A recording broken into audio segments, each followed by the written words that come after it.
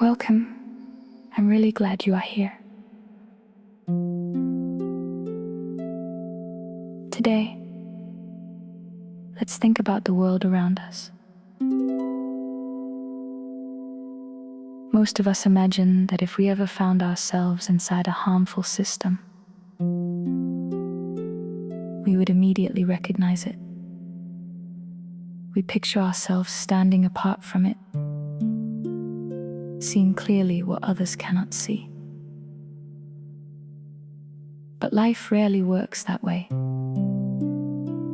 The systems that shape us are often the systems we were born into, work within, depend upon, or benefit from. They surround us so completely that they become invisible. A system can be a government, a workplace, a family, a community, a social expectation, or even a set of beliefs that everyone around us treats as unquestionable. Some systems create stability, and support others create fear, exclusion, injustice, or unnecessary suffering. Most contain elements of both. The challenge is that human beings are remarkably adaptable. We learn to function within almost any environment. What initially shocks us can eventually become ordinary. What once felt unacceptable can slowly become something we barely notice at all. Not because we have become bad people, but because familiarity has a way of disguising itself as normality.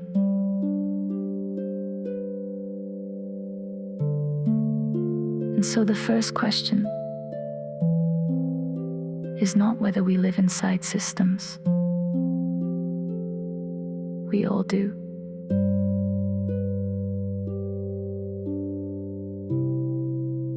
The real question is this: how do we remain awake enough to see what those systems are asking us to become?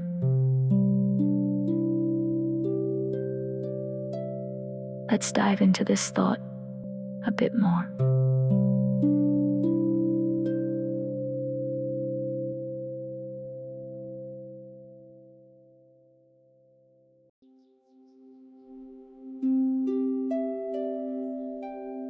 The first time we encounter suffering, we often feel it deeply. We notice the unfairness. We feel the tension between what is happening and what should be happening. Our conscience speaks clearly. But over time, something subtle can occur. Repetition dulls the edge of awareness. We hear the same stories. We witness the same struggles. We see the same harm. Gradually, what once felt shocking becomes routine.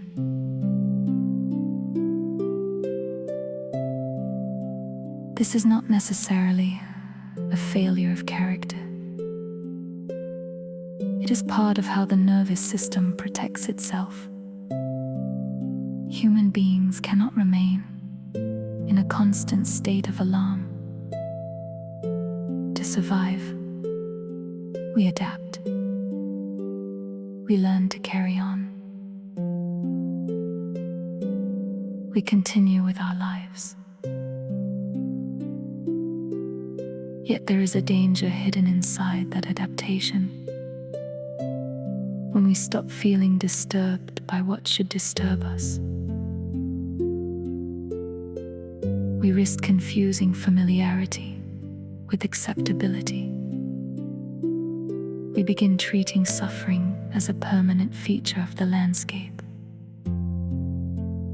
rather than something worthy of our attention. One of the quietest forms of courage is refusing to let proximity erase your awareness, to continue noticing, to continue caring, to allow your heart to remain sensitive in a world that often rewards numbness.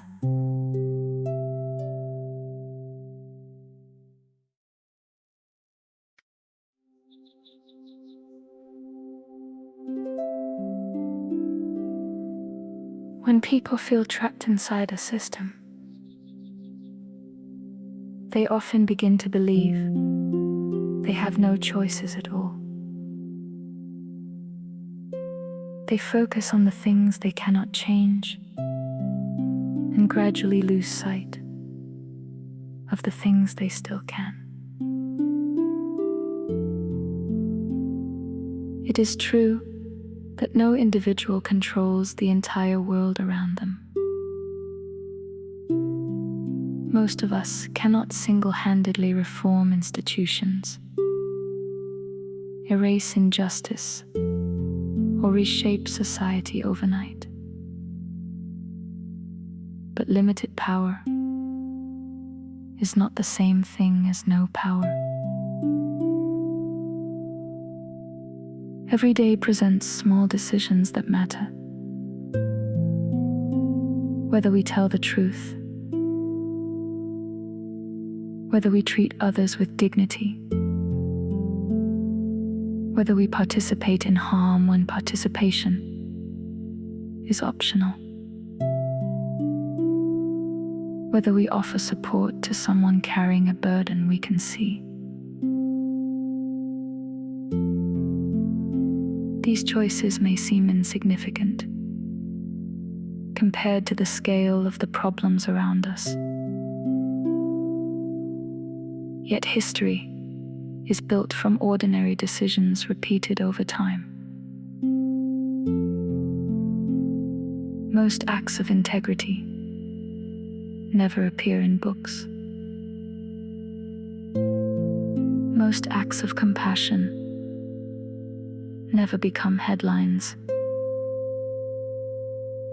Yet they shape the world nonetheless. The system may influence the circumstances around you,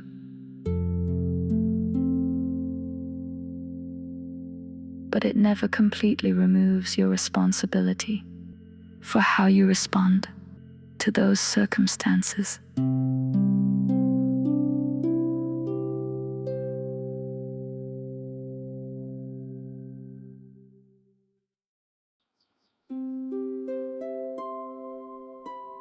Many of us wish neutrality existed.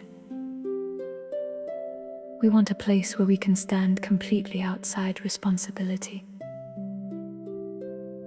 We want to believe that if we neither support nor oppose something, we remain untouched by it.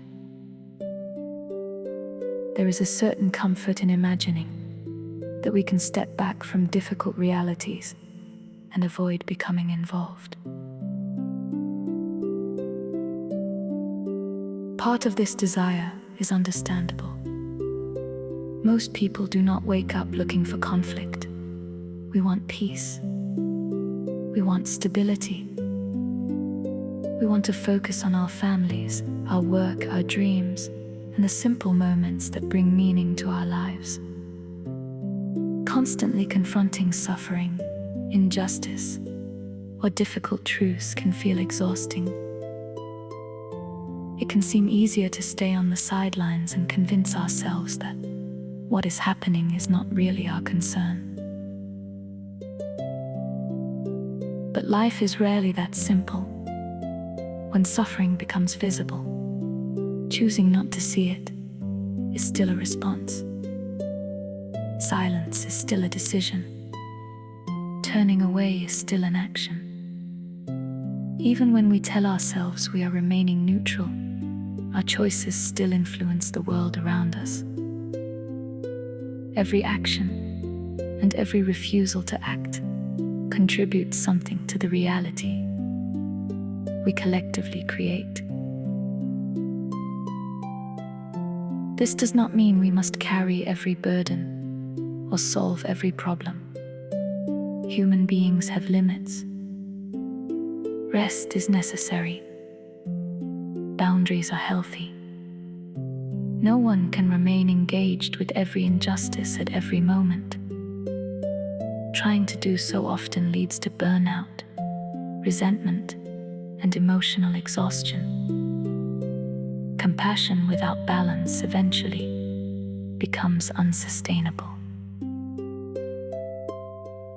The distinction lies in intention. There is a difference between stepping back because you need rest and looking away because awareness feels inconvenient. One protects your well-being. The other protects your comfort. One allows you to return with renewed strength. The other slowly trains you to stop noticing altogether. There is also a difference between acknowledging that you cannot do everything and convincing yourself that you can do nothing. Harmful systems often benefit when people underestimate the power of small choices.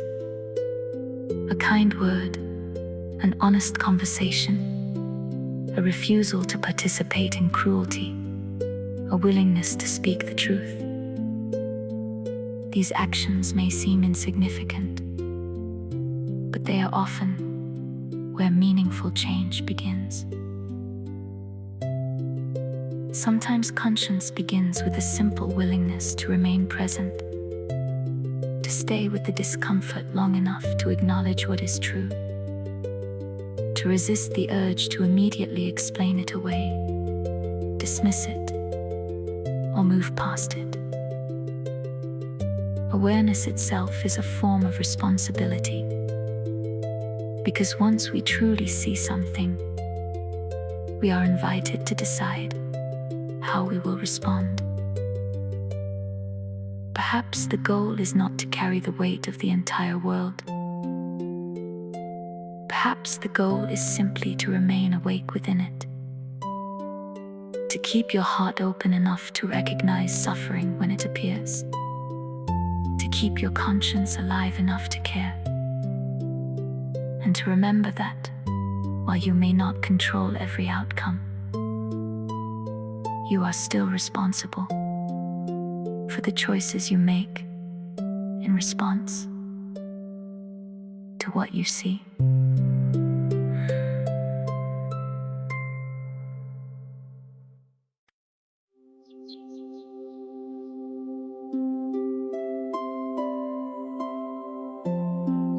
When we think of resistance,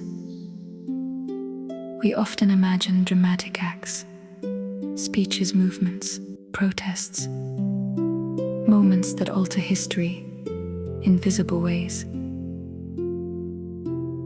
Yet many harmful systems are challenged, not only by grand gestures, but by countless ordinary people making small choices that preserve their humanity. A teacher who refuses to humiliate a struggling student. A manager who treats employees fairly despite pressure not to. A neighbor who welcomes someone others exclude. Most acts of conscience occur quietly. They happen in conversations, decisions, and moments that will never be recorded. They happen when nobody is watching. These actions may not dismantle a system overnight, but they create spaces where humanity survives, despite the pressures surrounding it. They remind others that another way of being is still possible. Often the goal is not to become a hero. The goal is simply to remain a person whose values have not been entirely surrendered to circumstance.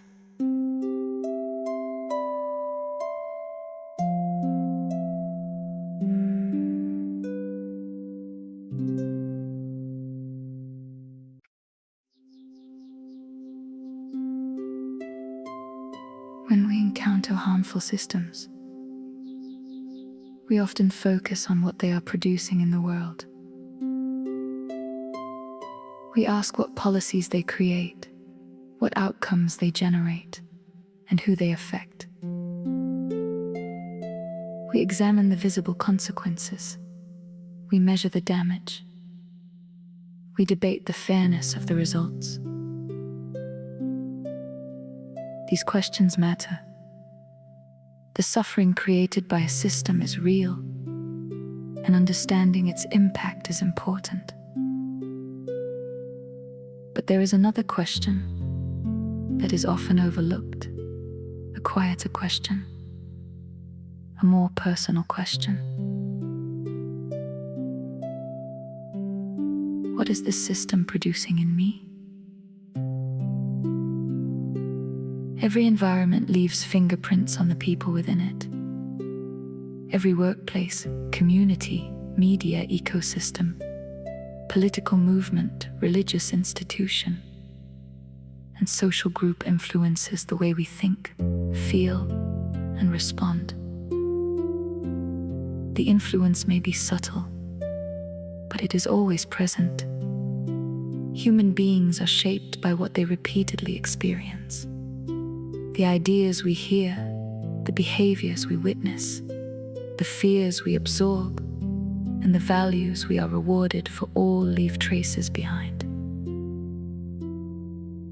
At first, those traces may seem insignificant. Perhaps you laugh at something that once would have made you uncomfortable. Perhaps you stop questioning something because everyone around you accepts it. Perhaps you become a little more cynical, a little less patient, a little less willing to see complexity. None of these changes happen overnight. Most occur so gradually that they feel invisible while they are happening. This is one of the reasons harmful systems can endure for so long. They do not simply influence behavior. They shape perception. They slowly redefine what feels normal. They teach people what deserves attention and what can be ignored. They determine which emotions are encouraged and which are dismissed. Over time, people begin adapting not only their actions, but their expectations. The question is not whether you are being shaped, you are. The question is whether you are paying attention to the direction of that shaping. Are you becoming more compassionate or more cynical? More courageous or more fearful? More curious or more rigid? More capable of seeing another person's humanity? Or more willing to reduce them to a label, a category, or an obstacle? Sometimes the changes are not dramatic. Sometimes they show up in small moments. How quickly do you become angry? How easily do you dismiss someone you disagree with?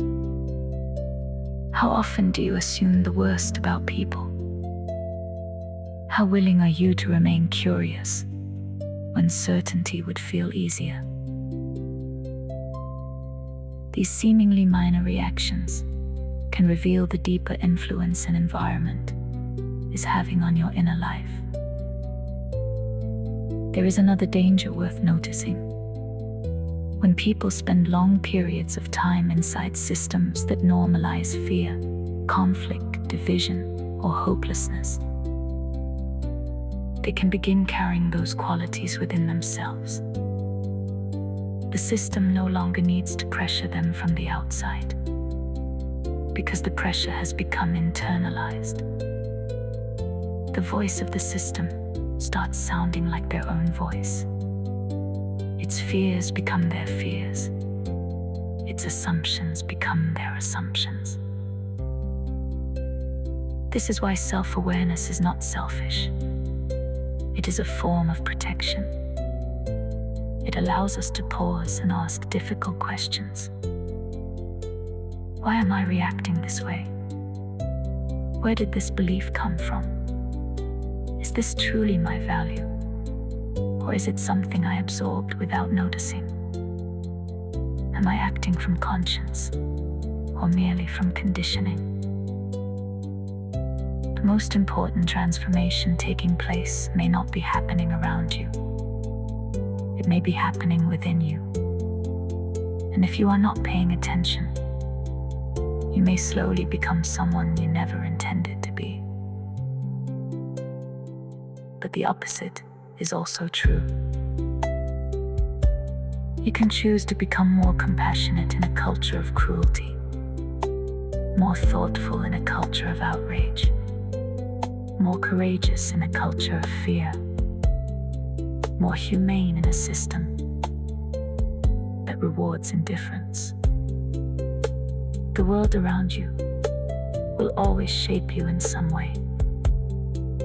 The question is whether you will participate consciously in that shaping, or simply allow it to happen by default. Because ultimately, the greatest victory of any harmful system is not the suffering it creates in the world. It is convincing good people to become a little less human than they were before.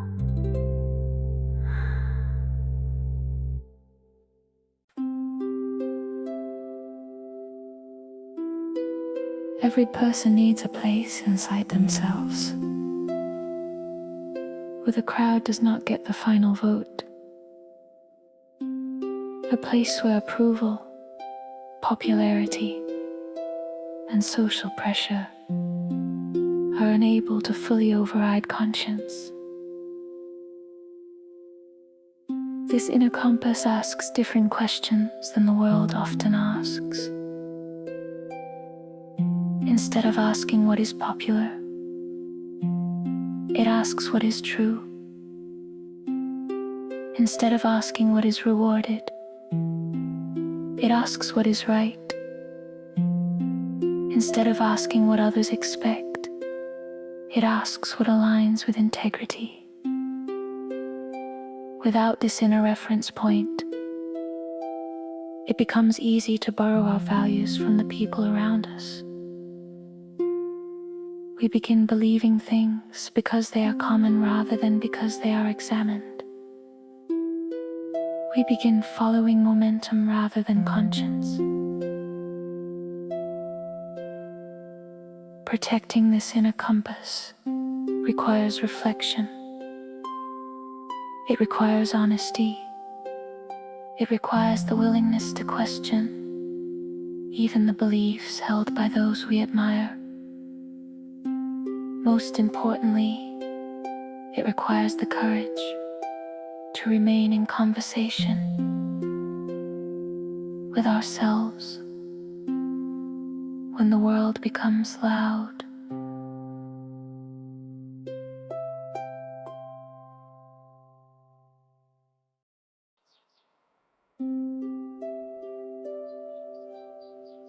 Now,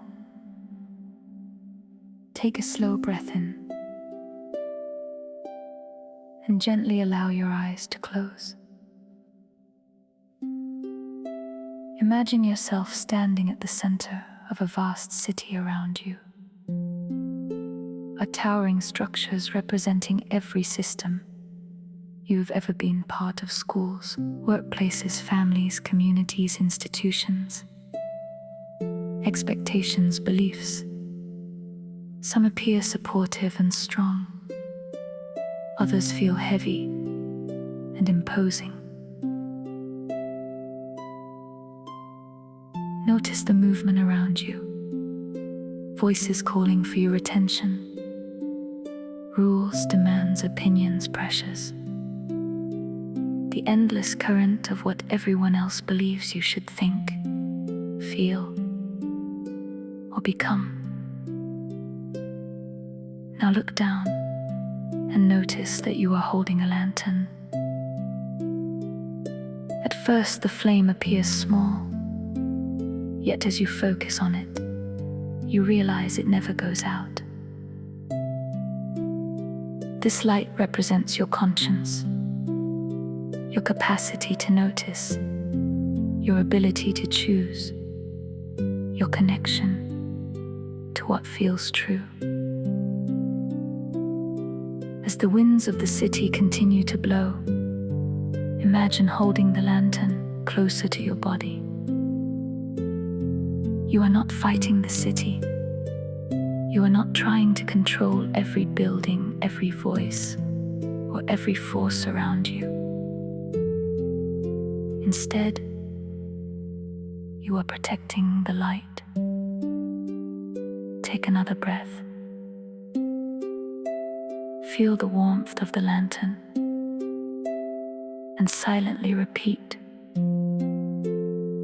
I am responsible for my choices, even when I cannot control the world around me. Allow those words to settle into the space within you. Then slowly bring your awareness back to the room.